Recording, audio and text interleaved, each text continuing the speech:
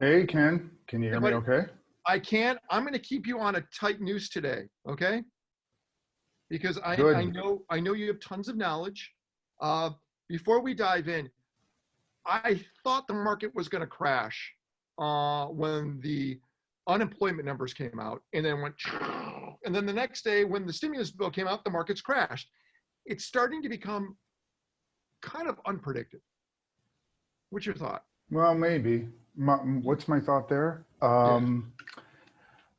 I'd say it shouldn't.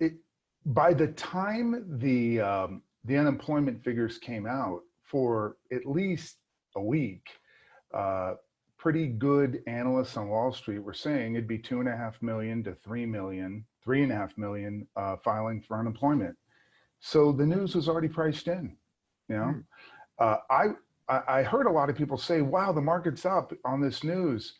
The news was priced in. You know, uh, if it had been 10 million, I think that would have been catastrophic.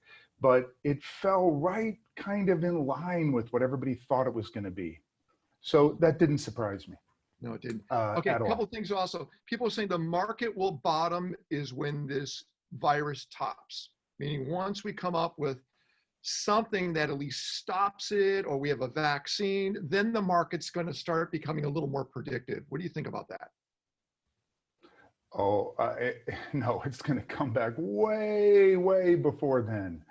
Uh, the market is anticipating going back to normality in 60 days. You know, so that doesn't mean it's predicting that in 60 days there's a cure, there's a vaccine. In fact, uh, no one expects that for a year and a half, 2 years.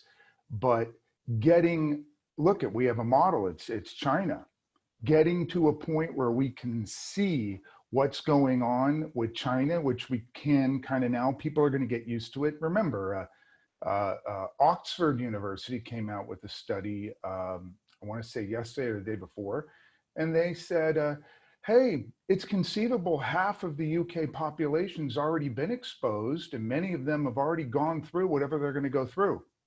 So Wow. the market is anticipating, well, let me put it this way. I think the consensus estimate for 2020 in terms of GDP is maybe -1 or 2%. You got that? Yeah, Minus I, 1 or 2%. I understand what you're saying. That doesn't sound so bad, does it?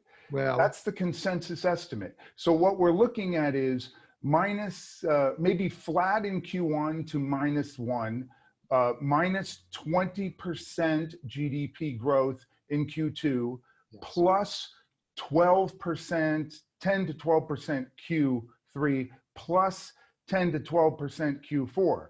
So but overall for the whole year, maybe -1 or 2%. Yeah, that's the key. So It's the if that, average is what it is. It's the average over the course of the year because we're going to hit a horrible number next quarter. yeah, but It's going to be all horrible. priced in. That's what, don't miss out on a rally. Uh, Remember, markets trade on the news, not the event. By the time the event has happened, nobody cares. It's old news. It's like when companies report earnings. People are really looking for guidance for the next quarter by the time they report earnings. Keep in mind, by the way, earnings for Q1, which probably won't be very relevant to all of us because all this shit's going to happen in Q2. But earnings for Q1 are coming out April 20th to about May 2nd or 3rd. So hopefully we'll be getting some guidance by then. Two other things, Ken, I wanted to share with the guys. So if I can do a screen share. Go for it. Um, am I allowed, or has that been Ask, taken off? ask, say pretty please. All right, let's see. All righty, I think this will work. There you go. Yeah, hopefully you guys can see that. All right, for those of you who were curious about this, this is my take on that $2 trillion worth of stimulus. Here's how I think about it.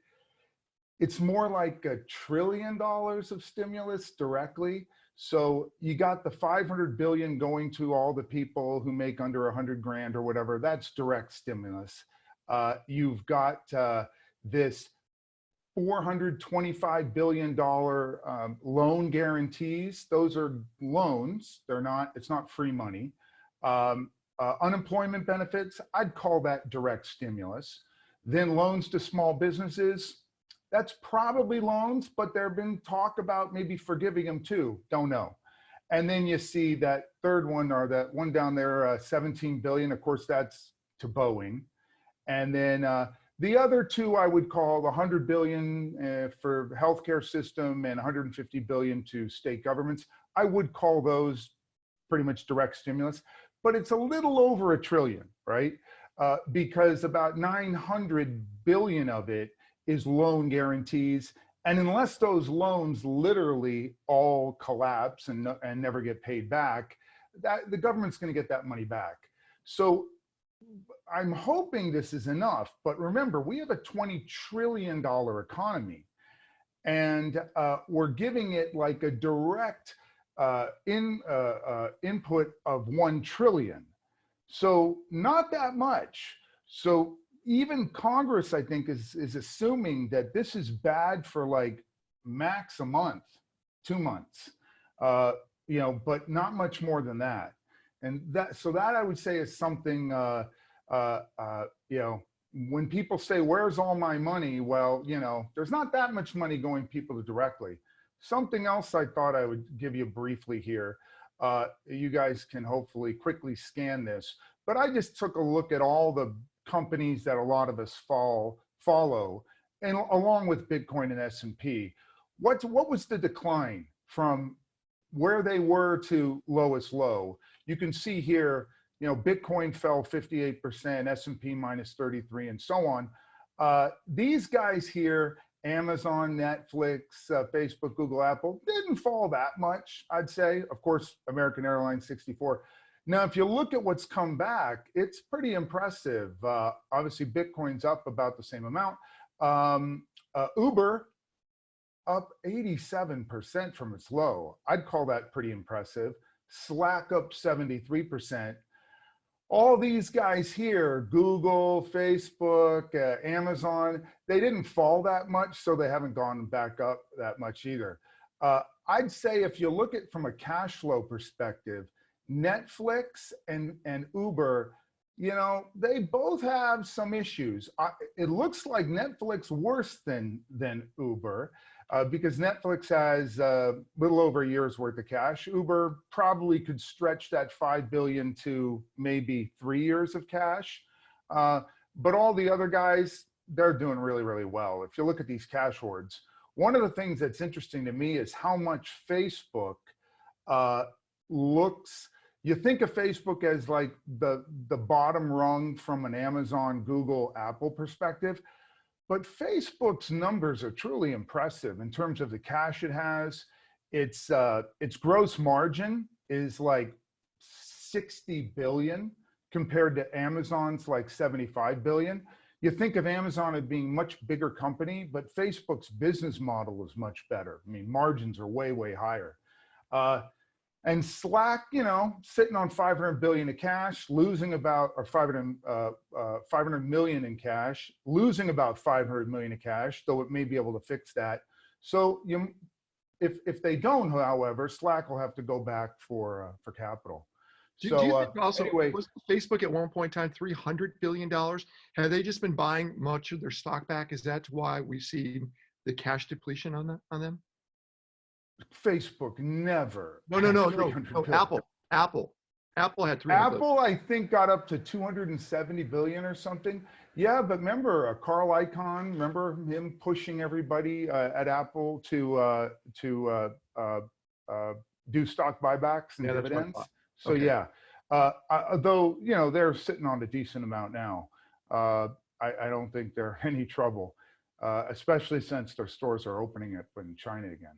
You're still feeling really good about BTC. I mean, I know you're a crypto guy, yep, but you still really feel good about where Bitcoin's going.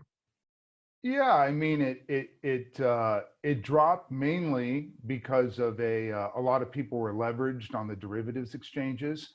So on March 12th and 13th, as I mentioned, it all those leveraged positions were getting closed out because people who needed little cash were cashing out, and it was just a cascade of more and more leveraged positions getting cashed out, and it dropped to from about 9,000 to about 4,000. And then quickly, though, went up to about 6,500. So, yeah, I do feel good. And also remember something a lot of you I know are aware of is the halving, which is when the rewards the miners get for mining gets cut in half. That happens in less than 2 months, May like 14th, 15th, somewhere around there. So right now, a miner gets 12 point, or rather 6.5 BTC. It's going to go to 3.75. So BTC for Bitcoin mined. That means, by the way, that if the price doesn't go up, miners would be losing money because it costs around, call it $5,500 to $6,000 to mine a Bitcoin. So if you're getting that, which is about what they get now, that's okay. But if they get half that, they're going to turn off their mining equipment. Yeah, So makes what I sense. believe is going to happen is Bitcoin is going to have to move up to about 10 or 11,000 post the halvening in order to justify miners mining it. Well, If it William, doesn't happen, William, miners just will real quick. leave. I know you're setting up because I see some good lighting going on. It looks like you're going to be doing your own, your own broadcast soon? You're going to be doing your own show soon on this stuff? Well, I've been doing that for Wax for the token we have, but it was always with very shitty equipment. And then thank you, Will, for pointing out to me better equipment. And so now I have that, and yeah, it'll be much more pleasant to look at than it was before. How can we find So that? yeah, How can we find those broadcasts or those streams? Where can we I will find them? send them to you. You can put them out. It's I've got about 30 of them so far recorded, all about crypto. Well, some about venture capital too, but mostly with the crypto bent. The wax.io webpage has links to it, but I can send them to you too, and you can, We'll put it on the put them in portal. your next, We'll yeah, put in on the the portal. portal. Hey, William, I really appreciate you enlightening us and giving us all this data and knowledge. I really do. And every week, everyone is excited to see you. So there's an audience out there that loves Well, William thank you. Quigley. I'm excited to see you. All right, give me my screen back, William. All right, there we Yeah. go. So that's William Quigley.